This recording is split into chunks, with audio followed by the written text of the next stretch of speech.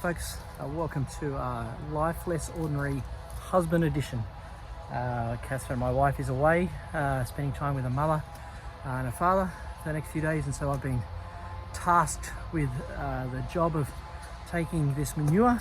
We've been given someone from church has collected manure for us, which we're greatly thankful for, and so my task is to take this manure and put it around our tomato plants to help kind of put some nutrients into the ground, and I presume balance it out. I really have no idea what I'm talking about, but I think I've been given this job because I used to be a plumber, and so it's in my wheelhouse, and so that's what I'm going to do. I'm going to put some of this manure around the plant. I'm going to show you how we do that, and I assume my wife will correct anything I say in the comments that will follow. And so the instructions that I've been given are as follows. It's to clear around the plant itself. So to dig a kind of trench around it, trying to not disturb the roots so much. There's a plant here next to it, I'm not sure what that is, but I'm going to a lemon in the ground.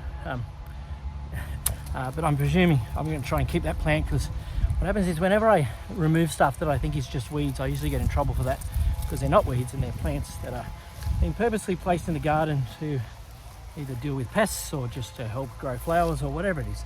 And so my instruction is to not pull anything out, but to kind of create this almost moat around the plant like that, and then to simply just place the manure. It's manure and sawdust from a horse place here in the Southern Highlands, and so just place it around like this, kind of fill it up as much as possible, and then backfill it. That's the idea behind it. Now I have been given strict instructions which are to make sure none of this manure and sawdust is resting against the plant itself. I presume that's the stem of the plant resting against that. Again, I really don't know what I'm talking about, but the instruction I've been given is to make sure it doesn't do that, because it can damage the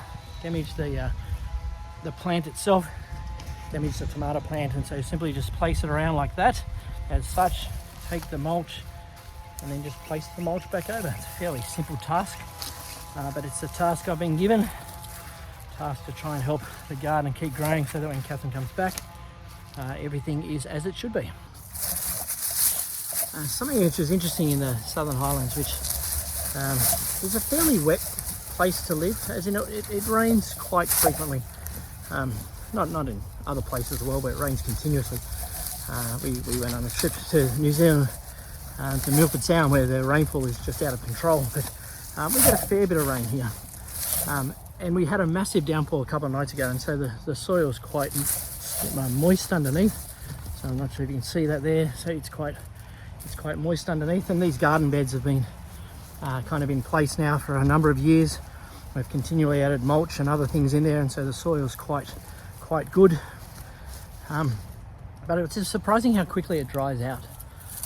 So we water fairly regularly, but if we don't have a good rain, even though we get a bit of rain, it really dries out quite quickly. And so my wife tells me, again, I really don't know much of what I'm talking about. My wife tells me that getting the nutrients right and getting the balance right, putting the nutrients in, getting the balance right, is really one of the most important things that we have to do with our garden, or with her garden, but I labour for it.